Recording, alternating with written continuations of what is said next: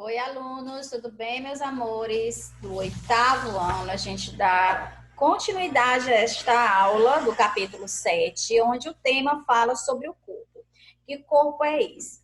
Primeira coisinha que eu quero que vocês entendam, é que a gente, quando vai falar de corpo e arte, a gente vai ter que entender que na contemporaneidade o corpo é o suporte, o corpo está integrado, o corpo faz parte do objeto artístico. E isso vai depender muito de quem elabora, de quem constrói, de quem idealiza, qual a finalidade, o porquê, e por que essas manifestações artísticas contemporâneas vai trazer novas evidências, novos pensamentos, novo senso crítico, né? Então a gente vai tentar entender um pouquinho deste universo. O corpo como objeto artístico e como suporte da arte.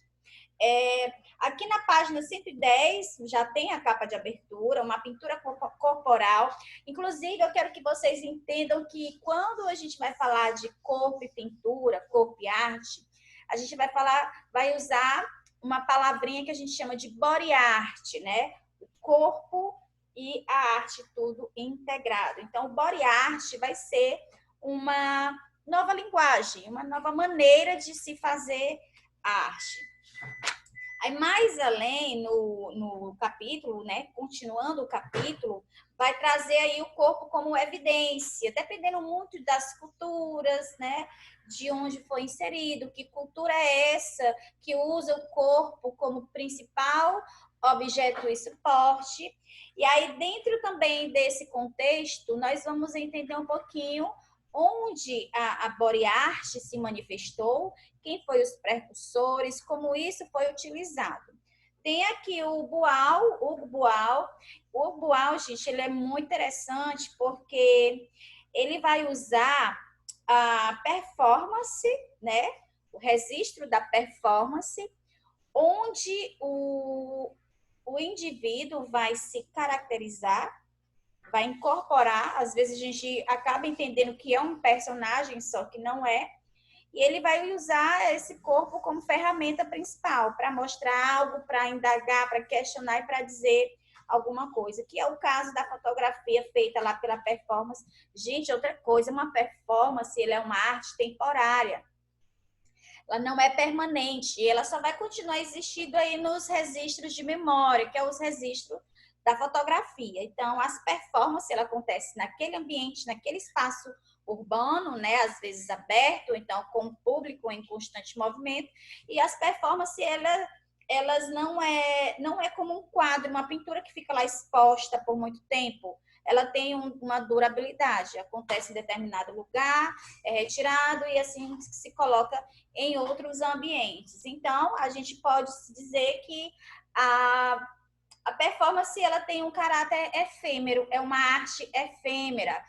Eu tenho dito para vocês desde o sexto ano que efêmero é a mesma coisinha de eu estar dizendo que é uma arte passageira, uma manifestação artística passageira. Tipo assim, olha, fulano de tal, o que eu sentia por você é efêmero, ou seja, é um sentimento passageiro. Então, eu estou dizendo que a performance, quando se usa o corpo como suporte principal, suporte, como a body art, ela é uma arte de caráter efêmero. Ela não é como um quadro da Mona Lisa ou então de Leonardo da Vinci, certo?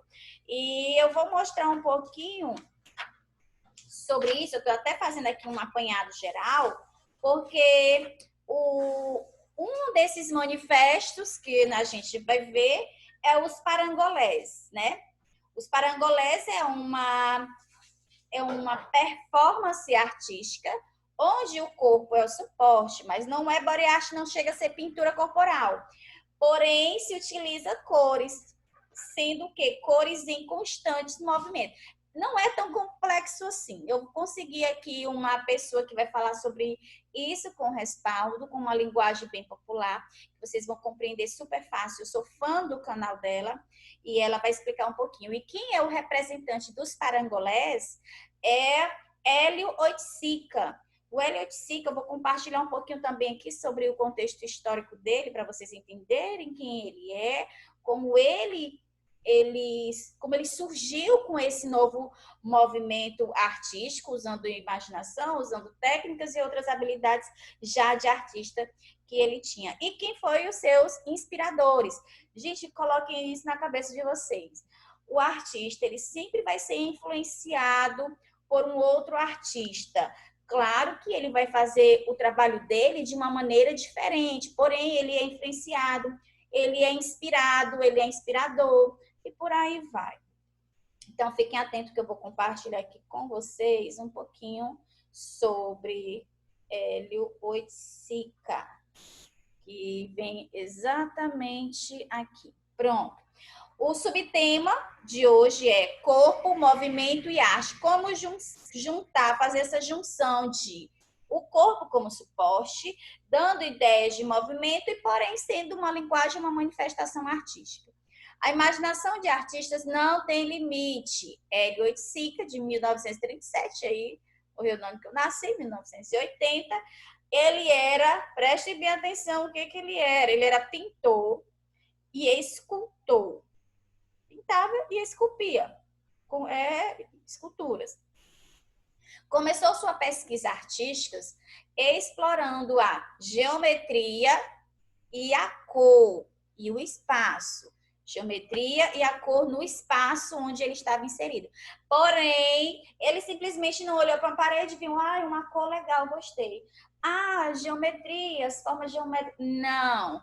Quem trabalha, existia na época em que ele se descobriu nessa nova modalidade, que eram os parangolés, ele se inspirava em outros artistas que tinham como base os elementos da geometria e os elementos da cor. Ao longo do tempo eu tenho falado para vocês que alguns artistas se apropriam de determinados elementos e compõem obras de arte usando somente eles. Por exemplo, tinha aí o Matisse. Matisse era o cara da cor. Então, para ele, o desenho... Estou dando exemplo. Matisse, para ele, o desenho, a imagem, a figura figurativa não era o objeto principal, não era o que ele queria colocar em evidência. O desenho não precisava ser perfeito, bonito, mas para ele o que era de maior importância era o elemento da linguagem visual, a cor. Então ele se utilizava muito das cores quentes, trazendo a ideia de inquietações, de movimento e por aí vai. Então, o Hélio Oiticica, ele foi se apropriando, né, desses saberes e desses manifestos de outros artistas, sendo ele que trabalhava com uma linguagem diferente. Então, ele vai se inspirando, vai se apropriando e vai criando uma nova roupagem, um novo movimento. Então, aí os parangolés é um dos movimentos e ele é bem contemporâneo. Então, aí, fala da cor, mas ele queria encontrar, olha, tá vendo o que eu acabei de falar? Ele queria encontrar um outro modo de dar vida à sua arte. Então, por exemplo, o cara fazia escultura. Gente, uma escultura, ela fica lá estática. Ele pega aquele bloco de madeira, ele esculpe, deixa aquela escultura lá, aquela obra de arte lá, figurativa, onde o espectador, o observador, ele vai observar, vai ver, ele não vai sentir tanta emoção, ele não vai interagir, ele não vai participar daquela manifestação artística. E ele queria exatamente isso, dar vida à arte que ele já fazia. Então, quando a gente vai falar de escultura, a gente imagina aí uma pessoa parada.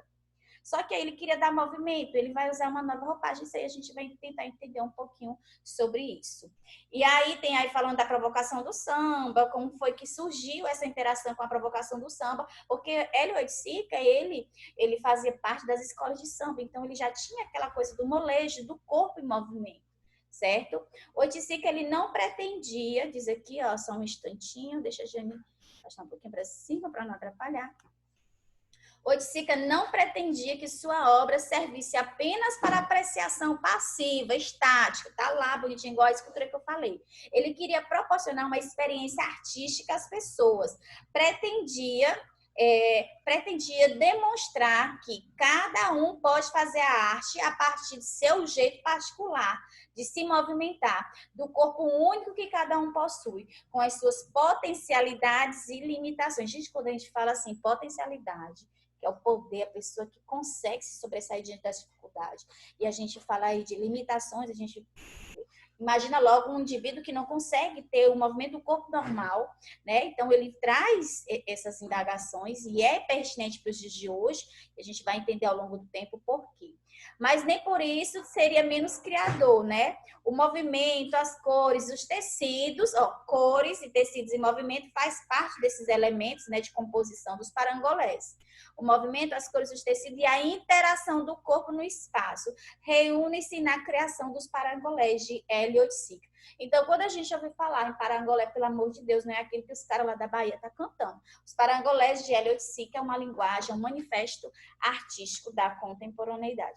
Eu vou aqui mostrar para vocês o vídeo dessa pesquisadora que fala com bastante propriedade sobre ele, né, de uma forma mais poética, bem interessante, cheio de pesquisa. Fiquem atentos, porque eu não vou passar o vídeo todo, vocês depois vão buscar um pouquinho que fala sobre Hélio Oiticica, o documentário.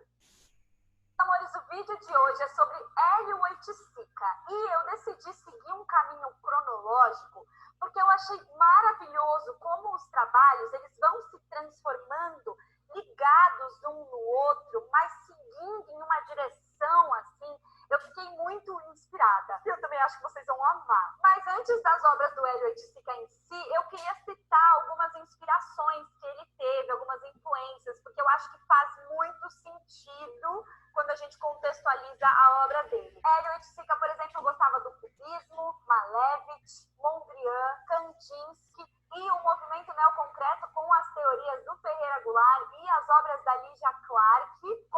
Gente, todos esses que vocês ouviram falar foram os artistas modernos que fizeram parte do movimento moderno, onde eles vão mudar o estilo deles. Eles eram artistas tradicionais e com essas novas informações, as mudanças, eles, né, acontecendo. E aí o que o Hélio Oiticica vai fazer? Ele vai se apropriar. Alguns desses artistas eram cubistas, então ele se utiliza das formas geométricas no trabalho dele, inspirado por outros.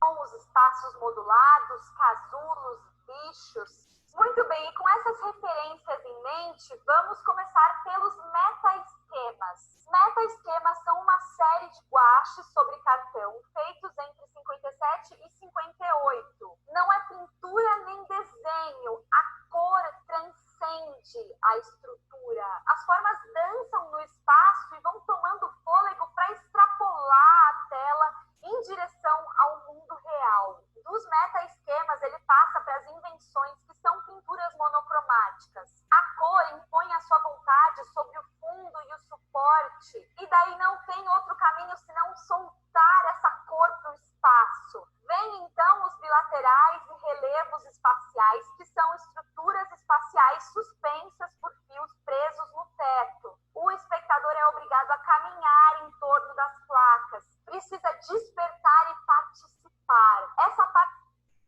Vocês perceberam que os modulados, os compactados, as cores suspensa lá, parada, ele vai trazer isso para o corpo.